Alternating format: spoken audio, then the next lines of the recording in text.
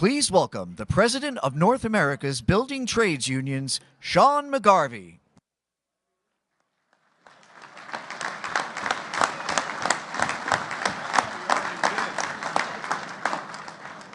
Brothers and sisters, ladies and gentlemen, honored guests, our final speaker of the day needs no introduction, but I will do my best to give Joe Biden the introduction that he so rightfully deserves.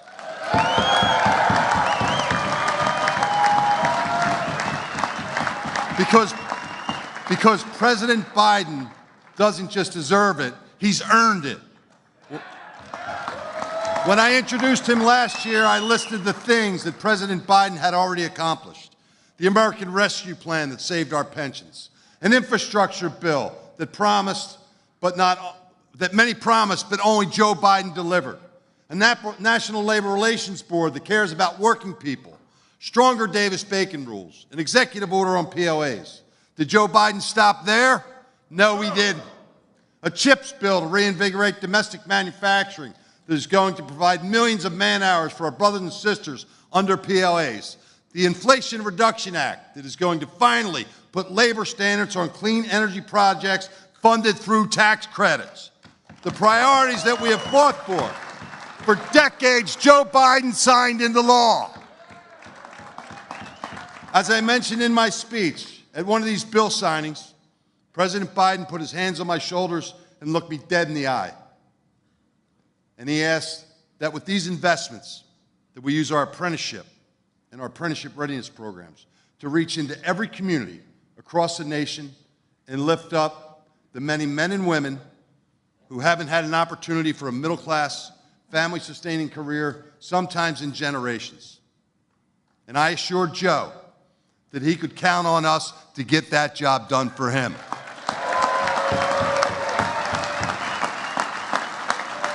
Joe Biden's legacy, which is far from done, is his blue-collar blueprint for America. Joe Biden's plan is focused on growing and uplifting the middle class and building an economy that works for working people, that works for our members, and that allows people to live their own American dream. Brothers and sisters, hail to the chief. Please help me welcome the President of the United States, Joe Biden.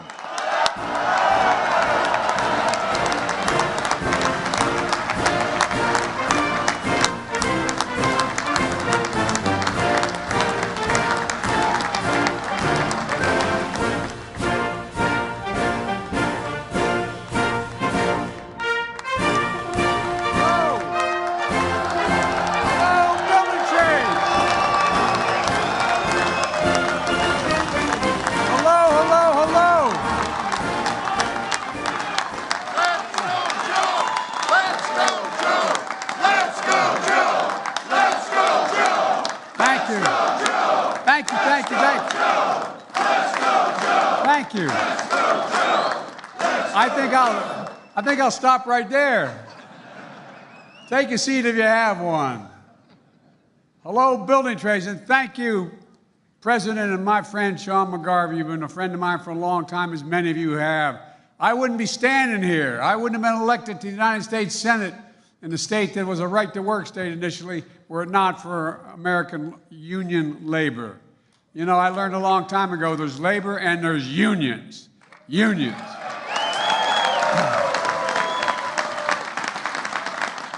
And I want to congratulate my former Secretary of Labor, Marty Walsh. You guys know Marty. I tell you what, if you have to be in a foxhole, you want Marty next to you. You want Marty with you. He's a man of his word. And the problem is he knows more than you do and more than I do. Lifetime Achievement Award, but you got a whole other lifetime to work out here, Marty. And you may be carrying a hockey stick these days, but I'm still coming for you, man. Thank you all for your continued support of Julie Sue. She worked hand in hand with Marty, and she's going to be a great Secretary of Labor.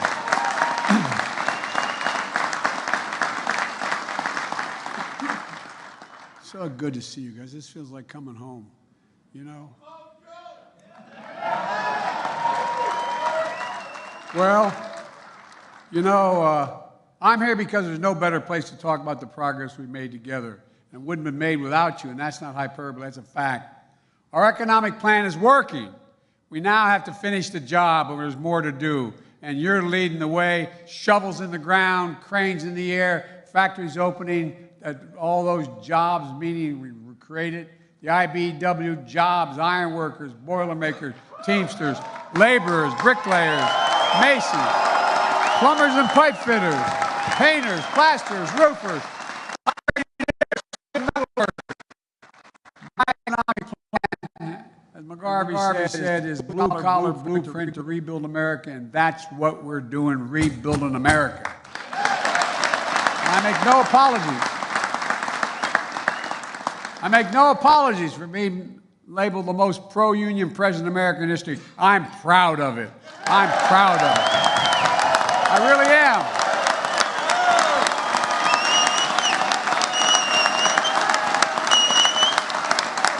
I really am. Folks, I really mean it. Folks, look, I tell business leaders all the time, I mean it sincerely, including the Business Roundtable, those folks, union workers are their saviors. You're the best, not a joke. You're the best workers in the world, not a joke. When one of the South Korean plants was going to invest in the United States in a chip factory, I asked him why, the CEO. He said, because you got the best workers in the world. You're the best workers in the world. That's not hyperbole.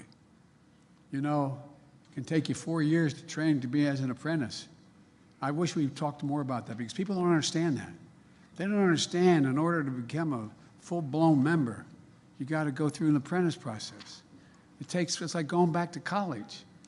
You're spending years doing it. You get the best job done on time, long-term, and it costs less in the process. And I've said many times, Wall Street didn't build America. The middle class built America, and unions built the middle class. They did. That's the God's truth. And folks,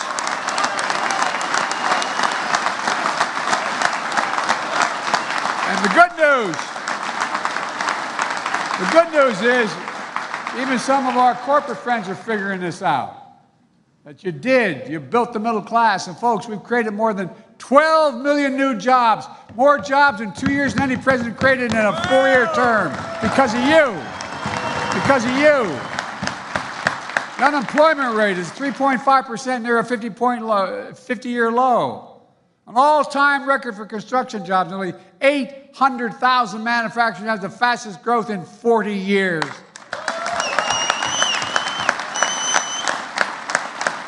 Because we're buying American. Where is it written that America can't lead the world again in manufacturing? I ran for president to rebuild the backbone of America, the middle class, to grow the economy from the middle out and the bottom up, not the top down. Because when the middle class does well, the poor have a ladder up and the wealthy still do very well. You don't have to worry about them. We all do well. But that's a clear contrast to the other side. They believe the best way to grow the economy is from the top down, and then to watch the benefits trickle down to the rest of us. No, I'm serious. Think about it. Like many of you, not much trickled down on my dad's kitchen table. For decades, trickle-down economics hollowed out the middle class, hollowed it out. We rewarded wealth, not work. Companies move jobs overseas. How many of you come from towns that you grew up in that used to have a factory of 600, 800, 1,000 people? Now it's gone. Why? Because they went overseas for cheaper labor. Not just in one administration, but a series of administrations preceding us. And as those jobs are lost, something else was lost as well that matters a lot to folks where I come from. A sense of pride, the notion of who you are, a sense of self-worth, earning our way. Because my dad used to say, I'd give him my word, what he'd say, he said, Joey, a job's about a lot more than a paycheck.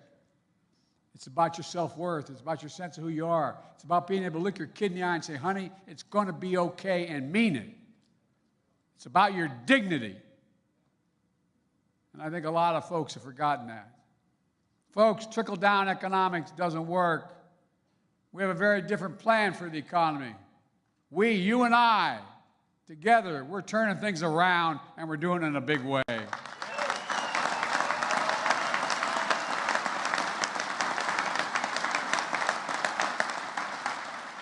One of the first things I did as president was sign the American Rescue Plan, which helped save the nation from the pandemic, vaccinated millions of people.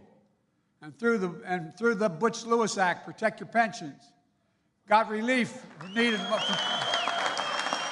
We got relief to folks who needed it most to get the country back on track.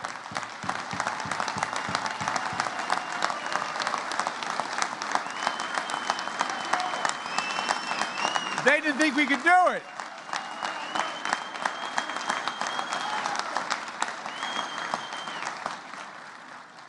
It worked. And not a single Republican voted for it.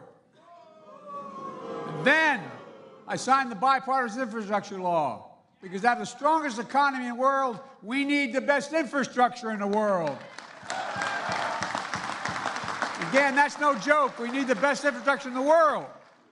Roads, bridges, airports, water systems, high-speed internet, and so much more. Can you believe we used to have the best infrastructure in the world? We were rated #1.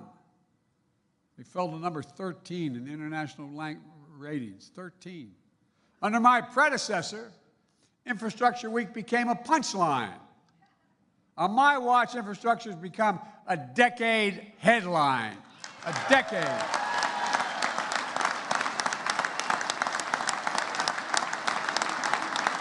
And that's where you all come in.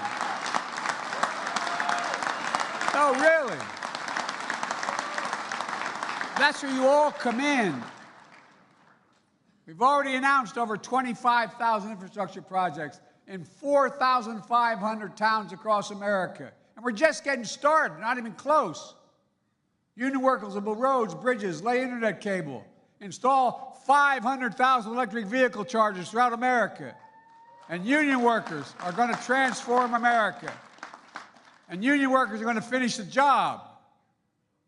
And as we rebuild America, we're going to continue to buy America. Buy America. If you might notice, I've been criticized by other countries, by our partners, and even by our Republican friends for buying America. You know, I've announced a new standard. All construction materials used in federal infrastructure projects have to be made in America. Lumber, glass, drywall, fiber optic cable, and so much more.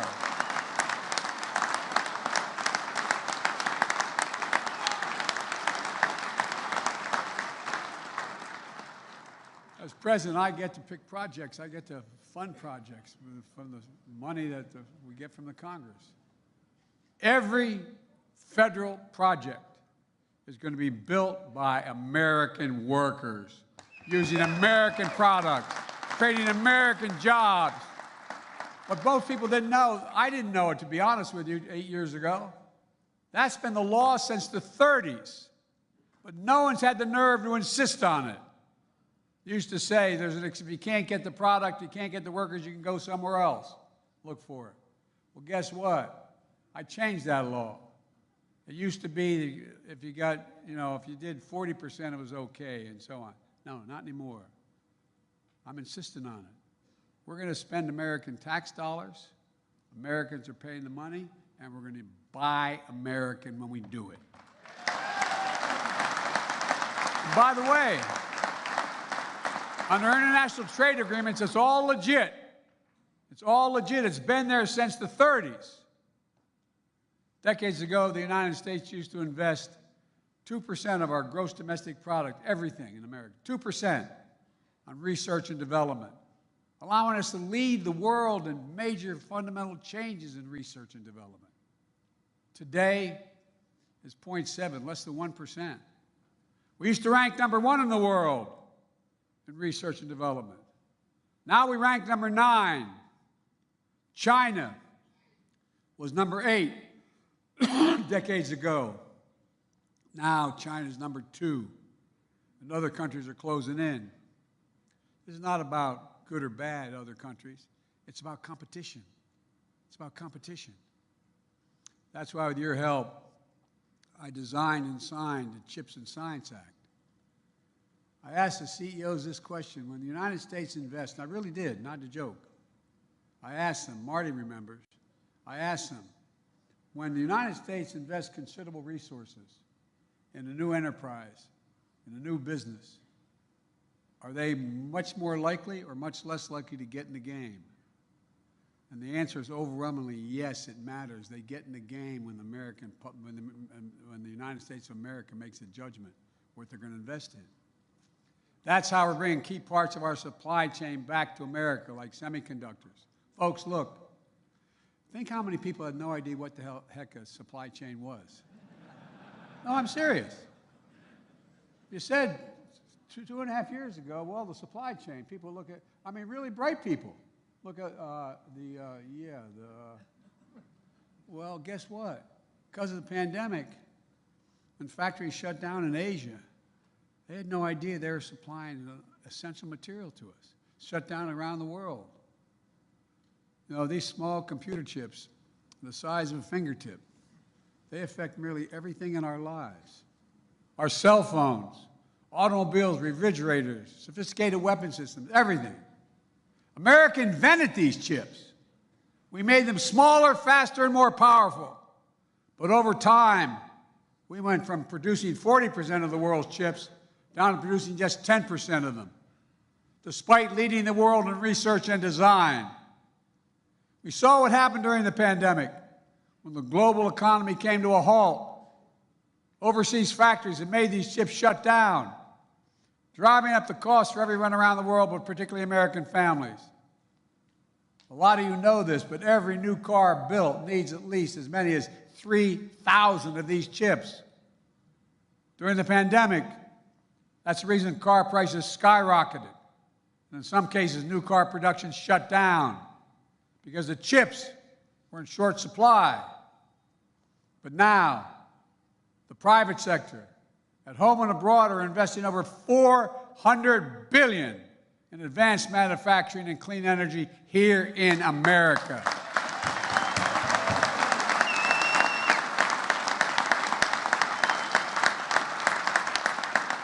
It's not an exaggeration to say that's on a scale never seen before in this nation. Never seen before. It's transformative. One of the private companies is investing is Intel. I visited what I call the Field of Dreams, about 1,000 acres outside of Columbus, Ohio, where Intel has committed $20 billion to build two new chip factories. They call them fabs. They're the size of football fields. There'll be a total of 10,000 jobs, 7,000 construction jobs, prevailing wage, and 3,000 full-time workers in those fabs. You know what the average salary in those fabs is going to be? $130,000 a year, and you don't need a college degree. You don't need a college degree.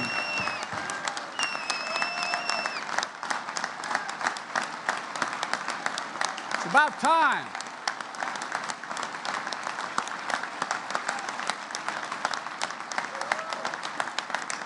We see the same story not only in Ohio, but in New York and Texas, Arizona, Idaho, and so many more places to come. This is a real progress, like we haven't ever seen before. But don't take my word for it. Let me read a couple of headlines from left-wing Democratic papers, the Wall Street Journal. Wall Street Journal writes, quote, "America is back in the factory business." Fortune magazine, Biden's manufacturing push is working. The Financial Times, transformational change. Biden's industrial policy begins to bear fruit. In a recent column in the New York Times, "Make Manufacture Greater Again" was the title of the article. It goes on to say, President Biden appears to be presiding over the kind of manufacturing serve that Trump had promised. Folks, we're not making this stuff up.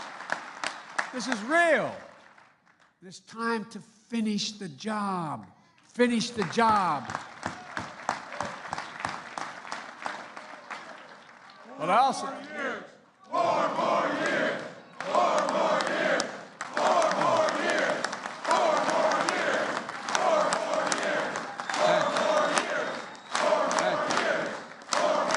Thank you. Thank you. Folks, we got a lot more work to do, though. I know folks are also struggling with inflation. I grew up in a house when the price of gas went up at the gas station. It was talked about. You felt it in our house, for real. Many of you did as well. But it's not just the United States' problem. It's a global problem. The first pandemic disrupted the supply chain, causing prices to rise across the board. Putin's war in Ukraine disrupted energy supplies and food supply. There's millions of tons of grain in Ukraine. They blocked its access to the rest of the world. Through our policies, the pace of inflation has been coming down now for 9 months in a row, but there's more to go. It's slowed by 45%, but we have more to do. The way I think about it is the way my dad used to talk about it around the table. I mean it sincerely. Is how much is left at the end of the month in the total income you have to pay after you pay all your bills of every kind? How much is left? Is there any breathing room left? Well, we brought down inflation, but there's other prices to bring down that aren't categorized that way. That's why I signed and wrote the Inflation Reduction Act, because there's more than one way to bring down costs of families. For example, Americans, this is not hyperbole, this is a fact, Americans pay more for prescription drugs than any advanced country on earth. Any advanced for the same exact drug, a drug made in America, sold in England, France, Canada, is cheaper than the drug sold here, made here. I've been fighting Big Pharma, to allow Medicare to be able to negotiate prices for a long time. These pharmaceutical companies. Well, we finally beat Big Pharma. They're still going to do very well. But we got it done, to my surprise, without a single Republican vote. I don't know where the hell these guys live. No, I really mean it. It surprised me. I've had more than half a dozen Republicans I used to serve in the Senate come up to me, and I gave my word I'd never say who they were, and I never will. Joe, we agree with you, but if I do this, I'll lose a primary. Not a profile as encouragement, but an acknowledgement. Look, it's going to have a profound impact on people's cost of living. How many of you know someone with diabetes? Raise your hand. Well, 1 in 10 Americans has diabetes. Millions of these diabetes patients need an insulin just literally to stay alive, not a joke. Insulin has been around for 100 years. The guy who invented it wouldn't put a patent on it because he wanted to be made available to everybody. It costs drug companies $10 a vial to make. And if counting packaging and shipping and everything, it's probably $12.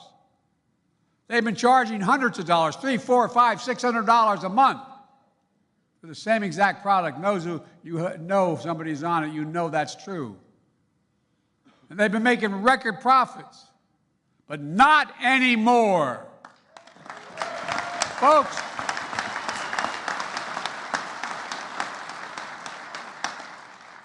the law we passed capped the cost of insulin at $35 a month for seniors on Medicare. Now, guess what? That is 300 and some % increase in what it cost them to do it. It's not like they're being cheated. $35 is something that cost you 10 to make. And at the time I did it, I also included everybody, not just folks on Medicare. But we didn't get the votes. We lost a couple Democratic votes. We didn't get it for everybody, only seniors. Well, I'm coming back to make sure every single American who needs it is only have to pay $35. Everyone.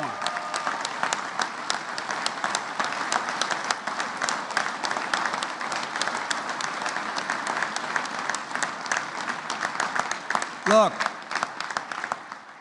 you folks are, I'm not trying to be nice to you. You folks are really important in getting the message out. Just like you know there's well over $1 trillion for the whole infrastructure law. It takes a while to get it out, to get them started, to get the projects moving. It takes time. Well, the same way with dealing with the drug companies. Folks, the law that's the law now passed, although Republicans want to get rid of it, and the new Speaker of the House thinks it's not necessary. And by the way,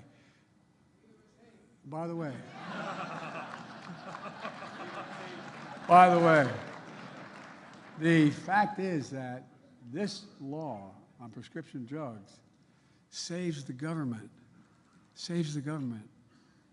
$168 billion.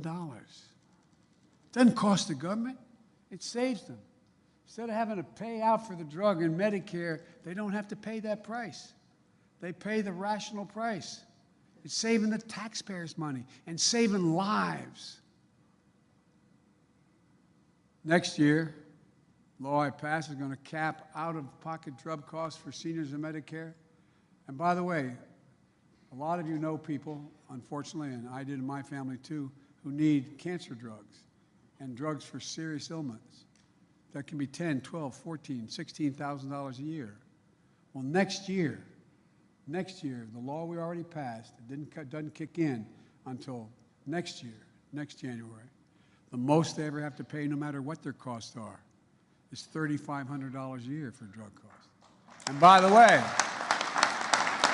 the following year, the law requires to be capped at $2,000. So even expensive cancer drugs that literally cost up to $13,000, $14,000, $15,000 a year, they can't be charged more than $2,000 total. It's going to be a game changer. It's going to save people's lives. But think of, a lot of you have, like me, have lost families to cancer, children, mothers, fathers. Well, you know what it's going to do? In addition to saving lives, it's going to give people some peace of mind. How many of you know when your mom or dad didn't want to tell you what they needed? Didn't want to tell you how much it's going to cost? Didn't want to tell you if in order to do it they're going to have to sell the house? Didn't want to say anything. It goes back to, maybe it's the Irish of it, but it's all about dignity. It really is about people's dignity. Inflation Reduction Act also makes the most significant investment in dealing with climate change, not only here in America, but anywhere in the world, in the history of the world. It's creating tens of thousands of good-paying jobs. It offers working families $1,000 a year in savings with rebates if they buy energy-efficient appliances, weatherize their homes.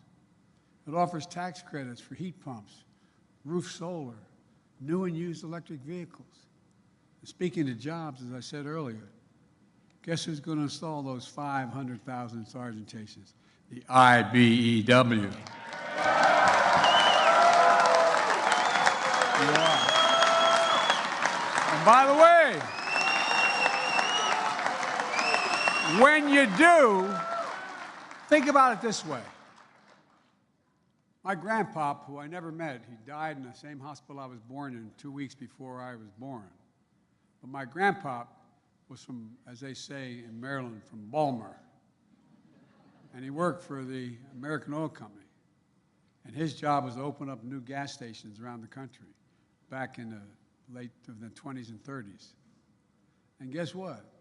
People didn't want those gas stations because they didn't want all those, how many thousand gallons of oil or gasoline are sitting below the surface in my neighborhood? They were worried about it.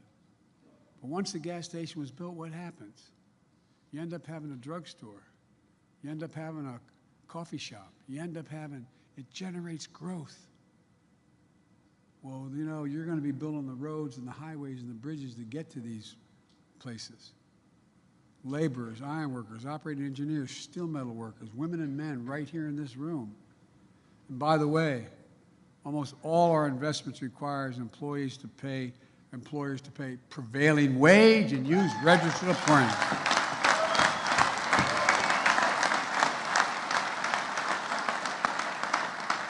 Folks, again, this is truly to my surprise, not a single Republican voted for the law, and now they want to repeal used parts of it, including the clean energy jobs and the union jobs. You think if you didn't think, if it weren't so prevalent around in the news, you'd probably think I'm making it up. It's hard to make up. We've made all this progress while being fiscally responsible. Let me be clear. In my administration, no one earning less than $400,000 a year will see their taxes go up a single solitary penny, nor will they. No one.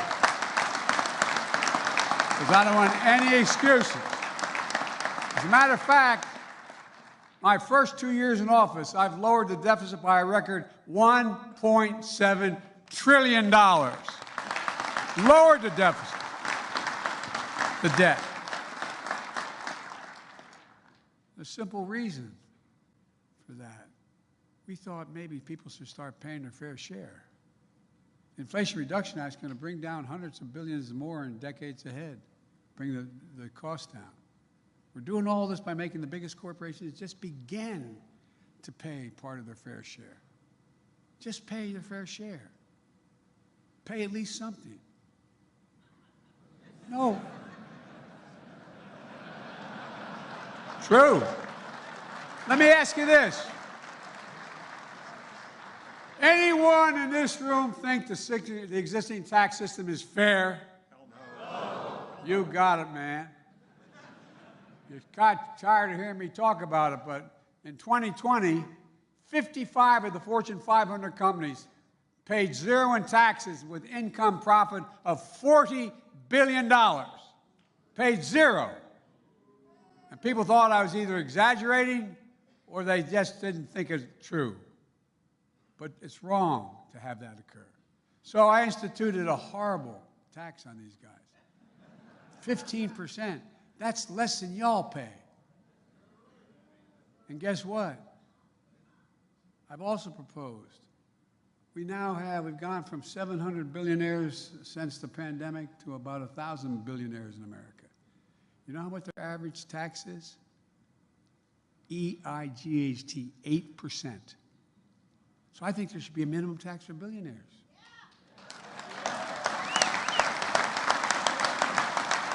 No billionaire should be paying a lower tax rate than a construction worker, a school teacher, a firefighter, a cop, a nurse. I mean it. It's wrong. It's simply wrong.